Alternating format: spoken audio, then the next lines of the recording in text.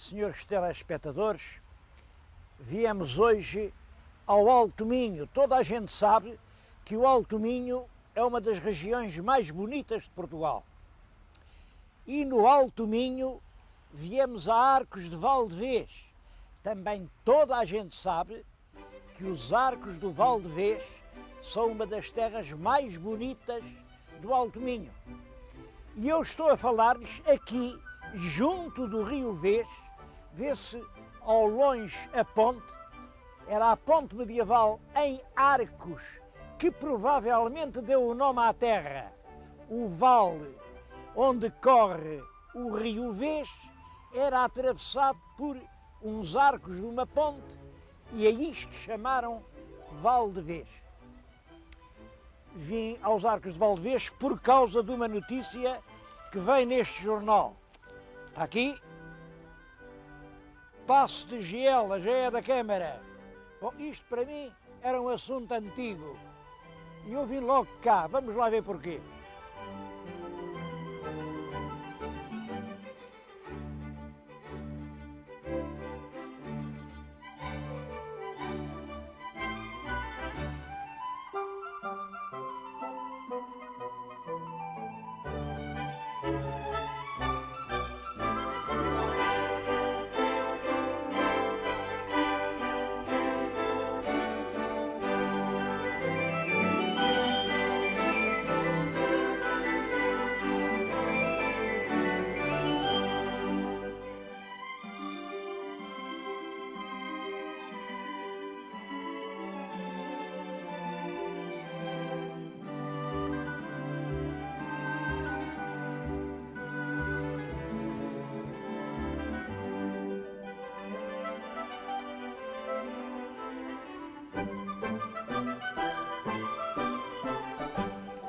A história é esta.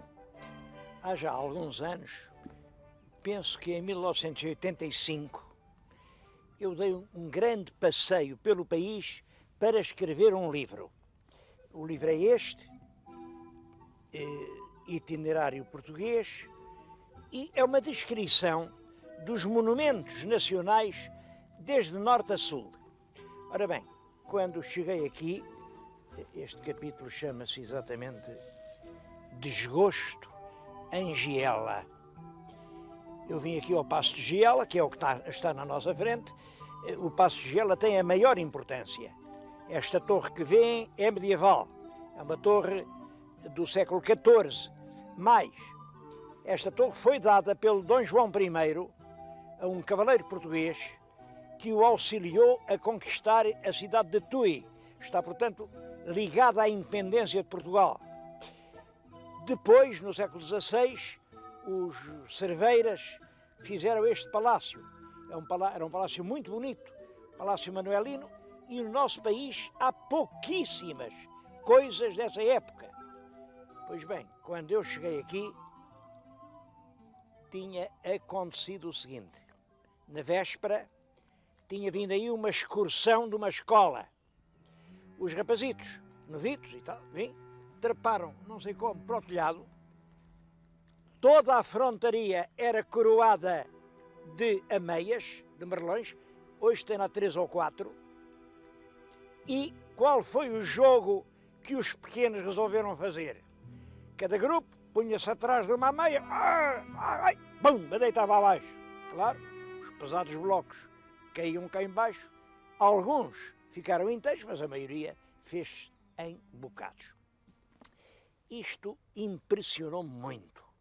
Ser possível destruir assim, vandalizar assim, um monumento desta importância. É isso que eu digo, desgosto em Giela. Quem teve a culpa não foram os miúdos, coitados, eles sabiam lá o que faziam. Não, quem tem a culpa é o Estatuto dos Monumentos Nacionais, porque isto que estão a ver é monumento nacional, é uma responsabilidade do país. É Portugal representado pelo Estado, pelo Governo, quem é responsável pela conservação destes monumentos. E não há lei nenhuma que impeça estas coisas. Isto não tinha um guarda, não tinha aqui ninguém, estava abandonado. Os pequenos tinham aquela irresponsabilidade dos verdes anos fizeram essa brutalidade. É contra isso que eu protesto e faço aqui considerações sobre o que se devia fazer para salvaguardar o património nacional. De maneira que vejam, tinha este desgosto quanto ao Paço de Giela, quando vejo a notícia, vim cá, finalmente o Estado já comprou o que realmente era um tesouro, já cumpriu uma obrigação. Quando cheguei soube que não era bem assim. Quem comprou não foi o Estado, foi a Câmara Municipal dos Arcos de Valdevez, que é uma Câmara pobre. A Câmara foi a Lisboa, falou com o Governo, pediu uma ajuda e estava à venda. A quinta é enorme. Isto tem 22 hectares. Portanto, 220 mil metros quadrados. Se eu fizer a conta a 600 mil reais o metro quadrado, era uma oportunidade única. A Câmara foi a Lisboa, mas o Ministério da Cultura disse: nem um centavo. Nós não temos dinheiro para comprar monumentos. E o monumento nacional da responsabilidade do Estado teve que ser comprado pela autarquia. Naturalmente, a autarquia, com as suas dificuldades, comprou a prestações. Vá lá que o proprietário e a autarquia entenderam-se, e isto vai ser pago durante longos anos por uma autarquia pobre, porque o Ministério da Cultura, que tem financiado coisas que valha aos Deus, não tem dinheiro para pagar uma coisa destas. Não há dúvida que estas coisas do património andam um bocado mal encarrilhadas em Portugal.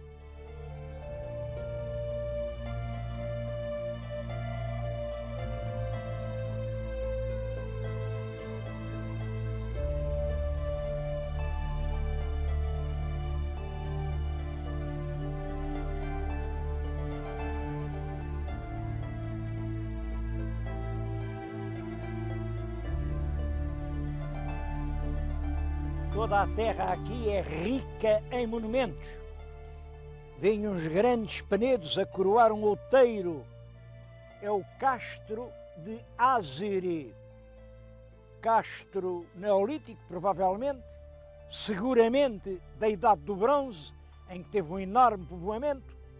Terra romana, também importante.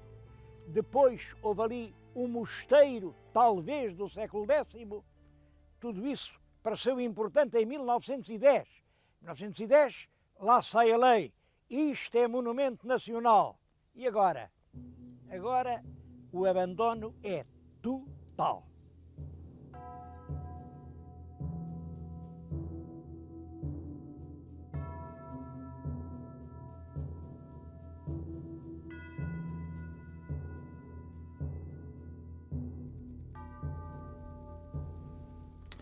Devo-lhes dizer que aquele castro não é o único.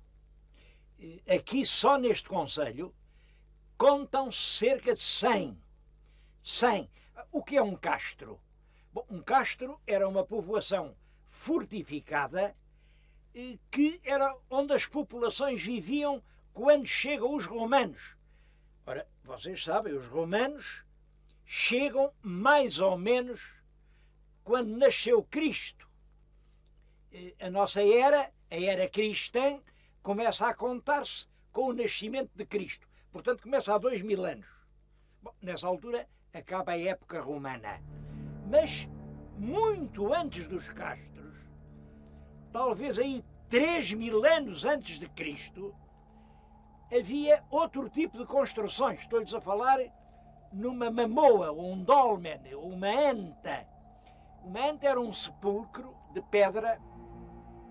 Também aqui há muitas. Esta região em que estou a falar é realmente o núcleo arqueológico de Mesio-Gião. O Mesio tem estas antas, que são realmente... Esta foi explorada e valorizada o ano passado, em 1998. Estes trabalhos começaram em 96. E vão ver o que estes trabalhos dão. Vieram aqui, limparam isto, puseram as pedras. Enfim, e tiveram surpresas. Por exemplo, isto que aqui está e que eu lhes estou a mostrar são 12 pontas de flecha. Eram de pedra, finamente trabalhadas, e era com estas flechas que eles faziam a sua caça. São peças bonitas. Agora, ainda mais bonita é esta. Reparem, isto é uma foice. Isto é uma foice. Uma foice de sílex, portanto muito cortante. Talvez isto tivesse algum cabo. Era com isto que eles ceifavam as suas searas. Bom, e para mim a peça sensacional, que é uma coisa de certo modo única no mundo da arqueologia, é esta joia. É uma ponta de lança de sílex. Se a vissem de perto, tudo isto aqui está finamente serrilhado, parece a serrilha de um selo, só que é feita em pedra. Bom, e era com isto que eles combatiam. Falo-lhes nisto para lhes dizer os segredos que estas estações arqueológicas inexploradas ainda nos podem revelar.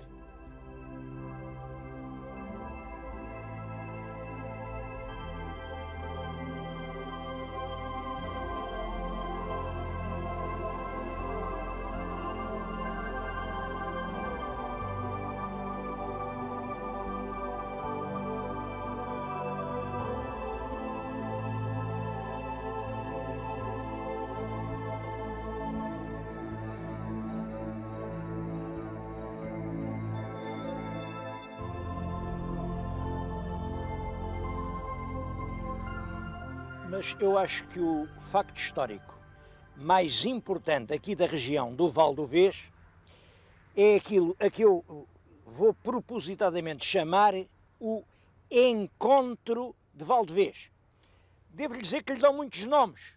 Agora é costume chamar o Recontro de Valdevez. Ora, recontro é uma coisa, encontro é outra coisa. Também lhe chamam o Torneio de Valdevez. Também lhe chamam o Combate de Valdevez. Até lhe chamavam, quando eu andava na escola, a Batalha de Valdevez. Não foi batalha, nem combate, nem recontro, nem torneio. Foi um encontro. Um encontro para fazer a paz. Não sei que diabo de espírito tem sido este de certos escritores portugueses que transformam a paz em guerra. Como sabem, é sempre útil transformar a guerra em paz. Essa é a missão dos homens bem-intencionados. Agora, isto que aconteceu em Valdevez, aqui o que se fez foi a paz e o que eles inventaram foi a guerra. Isto é que só aqui. Bom, a história é mais ou menos esta. Dom Afonso Henriques não reconhecia, enfim, a soberania do imperador. O imperador era primo dele. Eram os dois netos do imperador Afonso VI, portanto eram primos direitos. O outro era rei de Leão e Castela e tinha-se proclamado imperador de todas as Espanhas em 1135, e o nosso, nessa altura, já dizia que era rei de Portugal. Bom, ser rei está bem, pois um imperador tinha reis, havia outros que eram reis. O ser rei não era grande mal. O pior é que o nosso Afonso Henriques tinha as suas pretensões a ser rei da Galiza. E há aqui um ponto muito importante, aqui ligado com Valdevez. Dois dos mais importantes condes da Galiza, o conde de Toronho. Toronho é toda a região de Tui, quase até Vigo. E o conde do Límia. O Límia, quando a gente está lá em cima no Gerês, na Portela do Homem, vê aquelas terras enormes, aquilo é o distrito do Límia. Era do conde Gomes, do conde Rodrigo Veloso. Esses dois condes diziam que o rei deles era o Dom Afonso Henriques, não era o Afonso VII. Bom, então o imperador Afonso VII resolve vir castigar o primo rebelde e os condes revoltosos. Vem por aqui adiante, ele chega aqui, e agora reparem, isto é contado por duas fontes, mais ou menos dessa altura. Uma é uma fonte realmente espanhola, que é a crónica do Imperador Afonso VII. E outra é uma crónica de inspiração portuguesa, que é a chamada Crónica Gotorum, a crónica dos godos. E contam ambos da mesma maneira. Veio o imperador, acampou num monte na Portela do Vês, estou-lhes a falar aqui, justamente na Portela e no monte, mas no monte em frente, que era mais alto, estava acampado Dom Afonso Henriques. Aquele monte em cima é realmente mais alto e este é o único ponto aqui do Val do Vês em que se dá isto. Frente a frente, dois montes. Um mais baixo, que é este. Estava aqui o Forte da Pereira. Outro mais alto, que é aquele. Era o Forte do Bragantelo. Ora, o nosso Dom Afonso Henriques, que tinha chegado primeiro, de certo, estava no forte mais alto. E o imperador hesitou. Então ia agora atacar o primo ali, ter que trepar por aquelas ladeiras, era um perigo, embora ele tivesse forças grandes, e hesitou. Passaram dias. Durante esses dias havia cavaleiros muito insofridos, muito valentões, que desafiavam-os lá, e iam ali para baixo, para aquele campo, este terreno ao meio, chamavam-lhe o campo do Bafordo. O Bafordo era um torneio, e lutavam. Isso era uma luta a sério, a espadeirada e à lança. Isso fez mortos e feridos. Até que os fidalgos foram ter com os reis e disseram: isto assim não pode continuar. Estamos aqui, está a morrer gente, ninguém ganha nada com isso. Até lhe disseram uma coisa: se nós, em vez de andarmos a guerrear-nos uns aos outros, estivéssemos unidos, não tinham morrido tantos irmãos nossos agora em Leiria. É claro, tinham morrido em Leiria, trucidados pelos mouros. Os cristãos deviam se unir contra os mouros. Em vez disso, estavam aqui a perder tempo, aqui, nestas guerrilhas. Bom, é claro que as duas fontes, a fonte portuguesa, diz: quem pensou isso foi o rei de Castelo, o imperador, e foram os espanhóis que mandaram propor a paz aos portugueses. A fonte portuguesa diz o contrário. Não. Quem pensou nisso exatamente, os portugueses dizem que foram os espanhóis que pediram a paz. E os espanhóis dizem que foram os portugueses que foram lá pedir a paz. Eu acho que isso, cada um fala a seu jeito, fala do seu lado, mas dizem todos a mesma coisa. Os nobres impõem aos seus reis que façam a paz, porque no século XII, como no século XX, a guerra não resolve coisa nenhuma. E eles tinham razão. Era dos mouros que tinham de se defender. Realmente, também diz a fonte, escolheram um lugar próprio, foram até lá, beijaram-se, abraçaram-se, sentaram-se e combinaram a paz. Eu não sei que lugar foi, mas desconfio que foi um, e também vou até lá.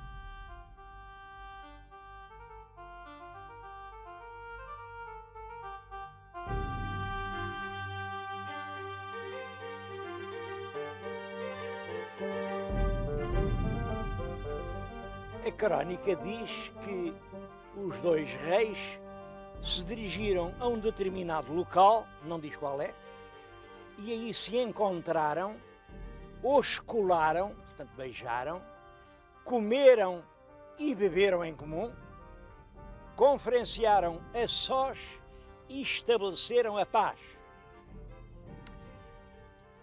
Acontece que numa inquirição do ano de 1252, portanto cerca de 100 anos mais tarde, uns moradores aqui deste sítio, para indicar exatamente o limite de uma propriedade, disseram: é o lugar onde moraram os reis. Ora, como a corte nunca esteve aqui, a única vez que por aqui passaram dois reis foi nessa batalha que esteve para haver, mas não aconteceu, foi provavelmente aqui, em Mei, que o imperador de Leão e Castela e o rei de Portugal estabeleceram a paz. A pergunta que é que costumo fazer é esta: então, e quem é que ganhou? Até há ali uma escultura, tem um cavaleiro com a lança levantada, quem ganhou, quem perdeu. Oh, meus meninos, isto não era nenhum futebol, não era uma questão de ganhar ou perder. Quem ganhou foi a inteligência. O rei de Portugal desistiu às suas aspirações sobre a Galiza. Os dois condes galegos que o acompanhavam e que lhe davam a força toda, bom, o Afonso VII a um perdoou. Ao conde de Límia, ao conde de Toronho, não. Esse nem sequer o deixou ficar em Portugal. Foi lá para longe, foi para a França e acabou os dias no mosteiro de Cluny. Quem andou cá e lá a fazer a paz entre um rei e outro e tal, foi o arcebispo de Braga, Dom João Peculiar. O rei de Portugal continuou a intitular-se rei, a não prestar vassalagem ao seu imperatório primo, desistiu desses sonhos à Galiza, bom, que eram lindos sonhos, temos de concordar, mas às vezes na vida nem tudo é possível. Esta é a verdade sobre o encontro de Valdevez. Quando é que vai acabar esta estupidez de dizer que o encontro foi um recontro?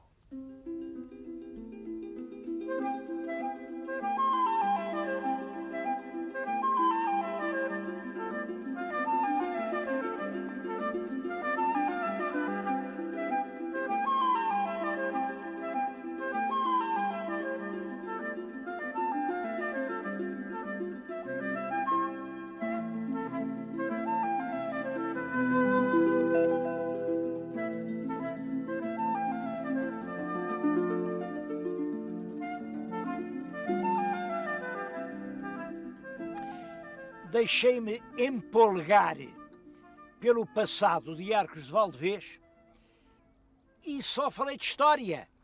Bom, isso não admira, porque, como sabem, eu sou professor de História.